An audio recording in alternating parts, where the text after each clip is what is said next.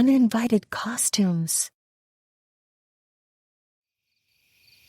It was a perfect Halloween night. The kind of night where the autumn air was crisp and every house on the block was decked out with glowing pumpkins, fake cobwebs, and makeshift graveyards.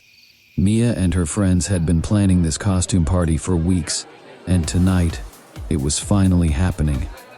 The party was in full swing. Mia, dressed as a gothic vampire, danced in the living room with her best friends, all laughing and celebrating. The music was loud, the lights dim, and everyone was decked out in their Halloween best. Mia's house, filled with the smell of cinnamon and pumpkin, felt warm, cozy, and alive with the buzz of conversation and laughter. At some point during the night, Mia noticed more people arriving. It was odd because she had only invited a handful of friends, about 10 in total, but the crowd had nearly doubled. The new guests wore elaborate costumes, far more detailed than anyone else at the party. There was a woman in a Victorian dress, her face hidden behind a white porcelain mask, a tall, hulking figure in medieval knight's armor, and a clown with smeared makeup, its grin impossibly wide. Mia glanced around the room. No one seemed to know these people. She assumed they were friends of friends, strangers brought along for fun. That kind of thing happened at Halloween parties, right? As the night wore on, she became increasingly uneasy. The newcomers weren't mingling, weren't eating or drinking, just standing around, watching. She tried to strike up a conversation with one of them, a woman dressed in a tattered wedding gown. But when she approached, the woman didn't move or respond. Mia waved her hand in front of the woman's face. Nothing. A chill ran down her spine. These new guests weren't acting like normal people. Feeling uneasy, she scanned the room. The new guests, the Victorian woman, the knight, the clown, none of them were interacting with anyone. And as she looked closer, she realized something else. They weren't breathing. She reached out, gently touching the Victorian woman's arm. Cold, hard.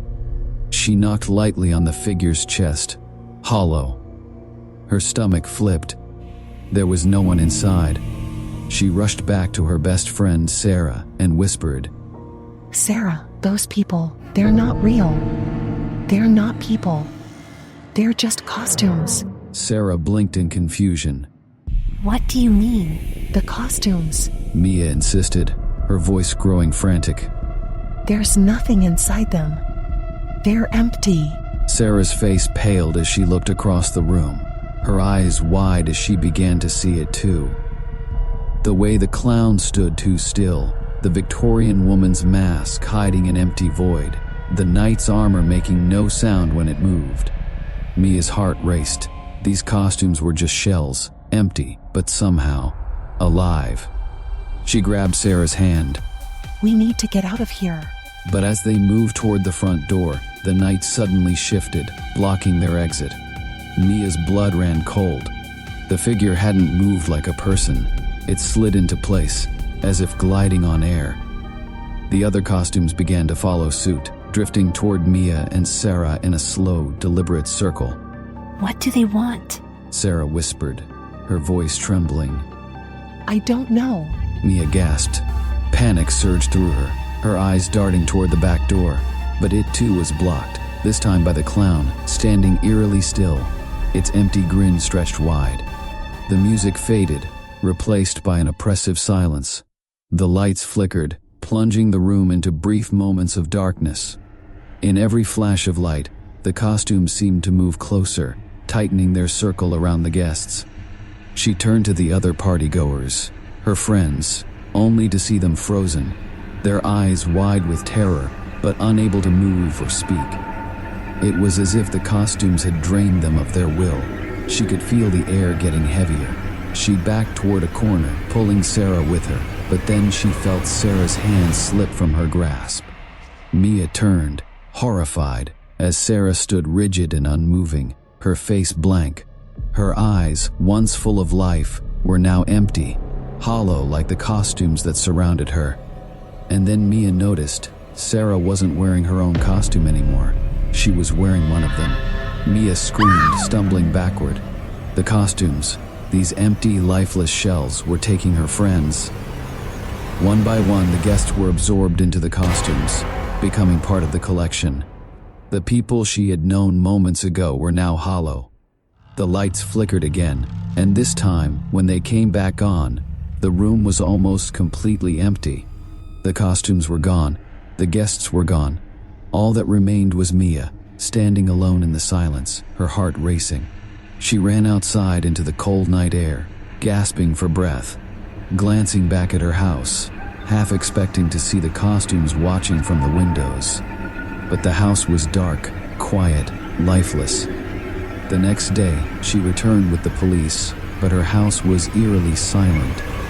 There were no signs of the party, no costumes, no guests, nothing. The house felt empty, lifeless. Mia tried to explain what had happened, but no one believed her. How could they? As she stood on the front porch, staring blankly at the house, her phone buzzed.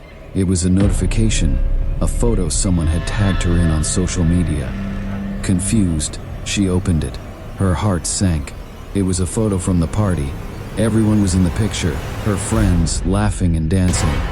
But standing among them, staring directly at the camera, were the hollow costumes. And behind them, barely visible in the background, was her own face, peeking out from inside one of the costumes. Her eyes were hollow.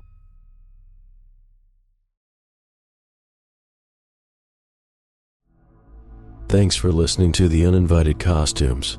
If this story gave you chills, don't forget to hit that like button and subscribe for more haunting tales. And join us for our 1-hour Halloween special on Halloween night, featuring this story and more terrifying surprises. Until then, stay safe and watch who you let in. Happy Halloween, everyone.